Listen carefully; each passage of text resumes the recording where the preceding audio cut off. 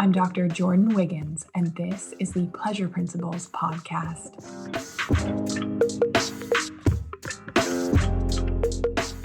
Join me on this journey where sex, science, and sensuality meet. Let's change the conversation around sex and pleasure together.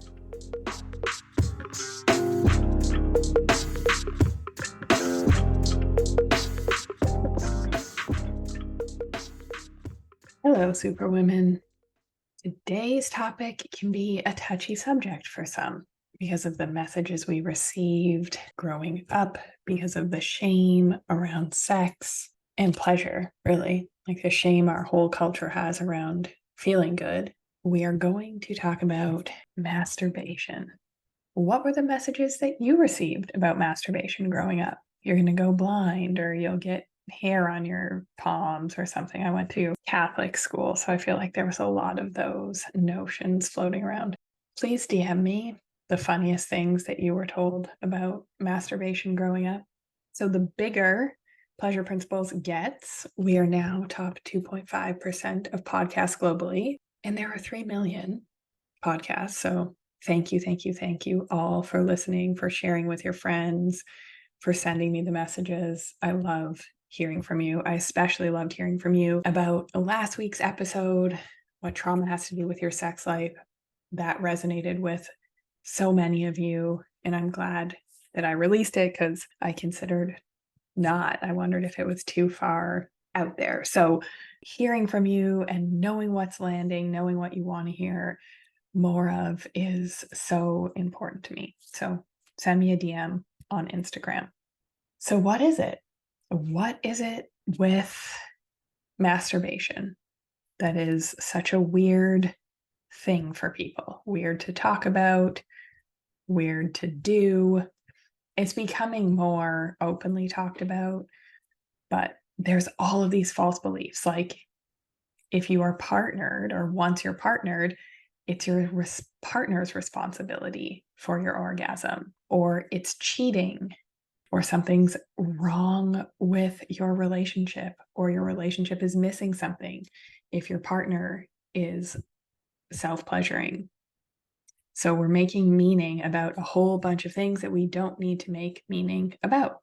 The only time that I see masturbation being an issue is when it's coming between physical intimacy in a partnership, or when a person is doing the exact same thing over and over, so it makes it harder for partnered sex to be pleasurable. Like same vibrator, same position, same porn. So it's important to mix up your routine, but we will get into that. Not self-pleasuring is a huge missed opportunity for your health, mental, physical, emotional health, and for your relationships. So if you are not self-pleasuring, you're missing out. Before we get into masturbation in more detail, we call it self-pleasure in the Pleasure Collective because it's a decadent extra experience, just like us Superwomen like it. And I teach how to make it decadent even when you are short on time and your to-do list is full. So I want to make a case to your Superwoman brain for self-pleasure. I want you to listen to the end. I'm going to tell you what the investment in self-pleasure will do for you, your health, and your relationships. Because I know some of you, what you're thinking, there's so many better things I could be accomplishing. Some things that my clients have said about self-pleasure. Before I started working with you, I didn't know I needed self-pleasure, and I consider myself to be a pretty evolved person. A client said, self-pleasure feels like a chore. Like last night, I finally took a bath. I've been wanting to for months, and started a book.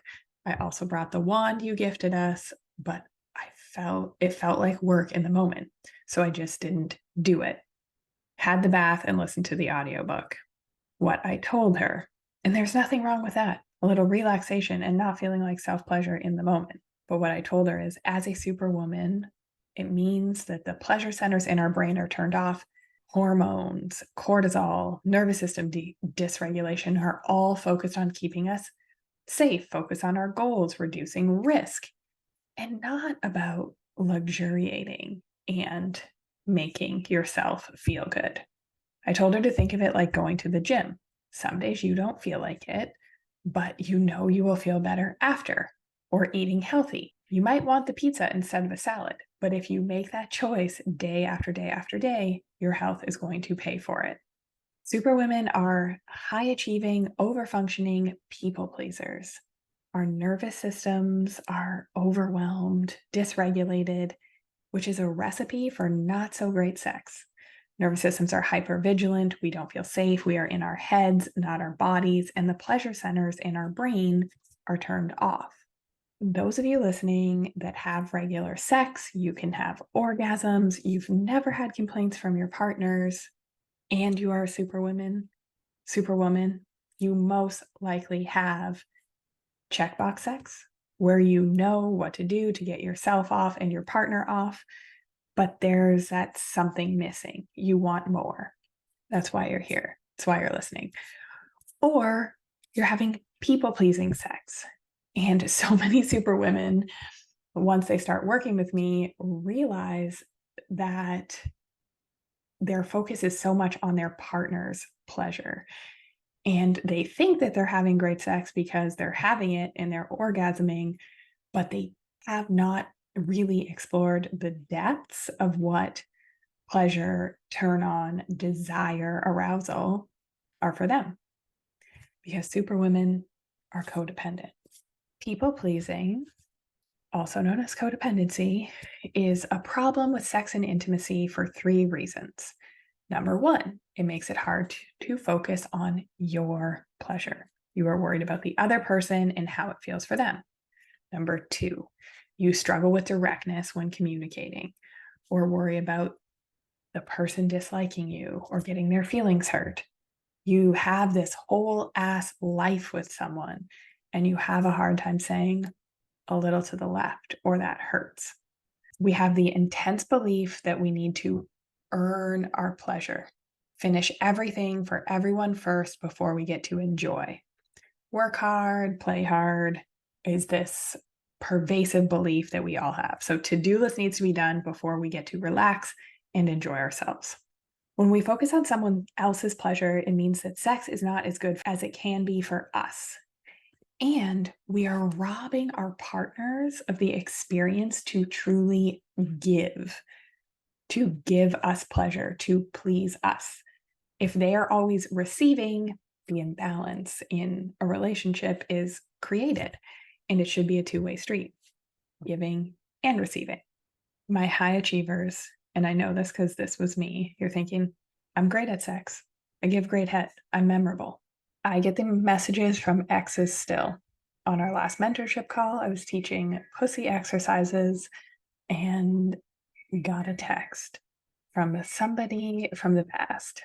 There's one thing about giving pleasure, but being able to receive is a totally different level of connection, connecting on a deeper level than most superwomen are capable of doing because of our nervous systems and our hormones.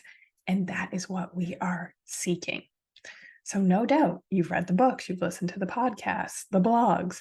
I remember the first time I saw Cosmopolitan magazine when I was 12 at my cousin's cottage. I was drawn to it. I wanted to learn all the things to be a good kisser, lover, etc. Hello, people pleasing, codependent tendencies. I was not reading Cosmo to learn how to receive pleasure. It was about the other person.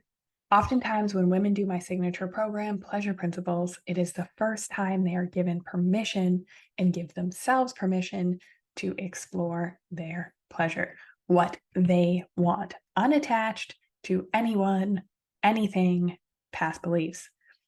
What they discover is amazing, and they bring back a renewed desire to their lives and their relationships. When you learn to receive pleasure, this is intimacy on a whole new level. You become a magnetic woman who knows how to receive. And this is what really drives a man, people, a man who's not in it all for himself for selfish reasons. It's what drives people crazy. It's what allows deepening intimacy over time. And think of how rare that is for a woman to truly be surrendered to her pleasure, to feeling good, to allow somebody to pleasure her without the focus being, okay, let's get this done. Let me orgasm so we can check this box and move on. So I've created a list. This is the case for self-pleasure, the benefits for self-pleasure. And when I say self-pleasure, I mean it in the Pleasure Collective way, which is very luxurious and decadent, even if you don't have a lot of time. So pain relief, because of the hormones that our body releases. Hormone balancing improves mental health, improves vaginal health, improves relational health. You are learning about you and your body and what turns you on.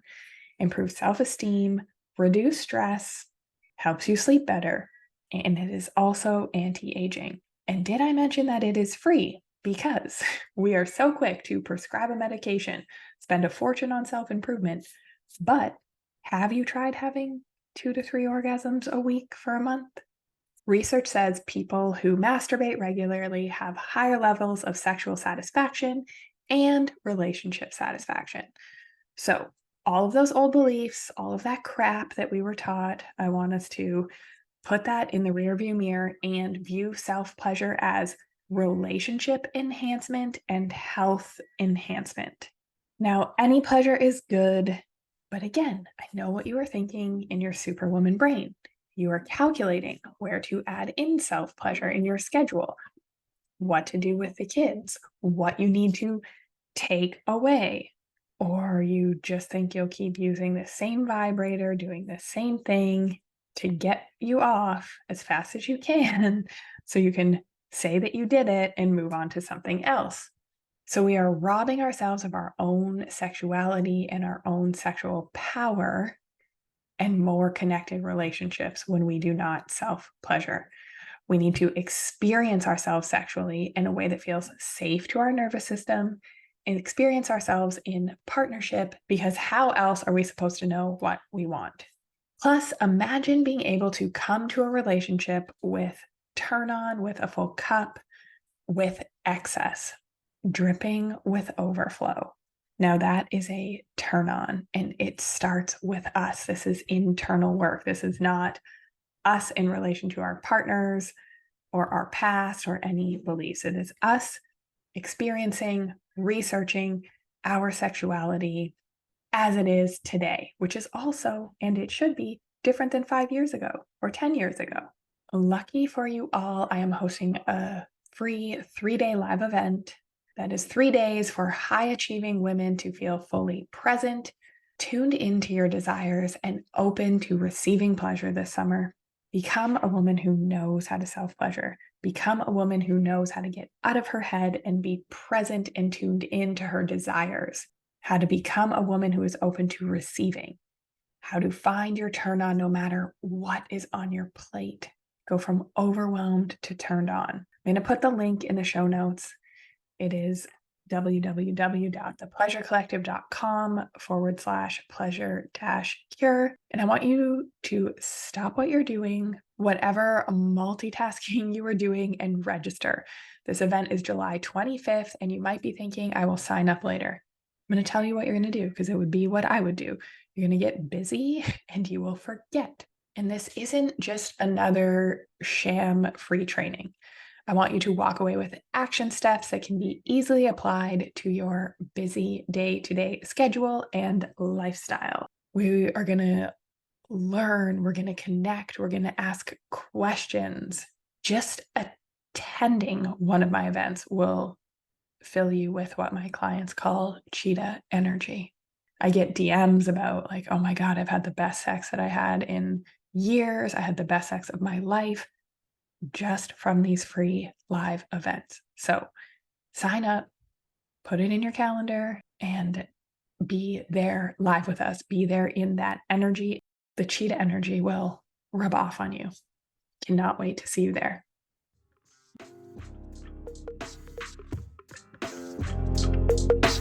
Have a great week, everybody.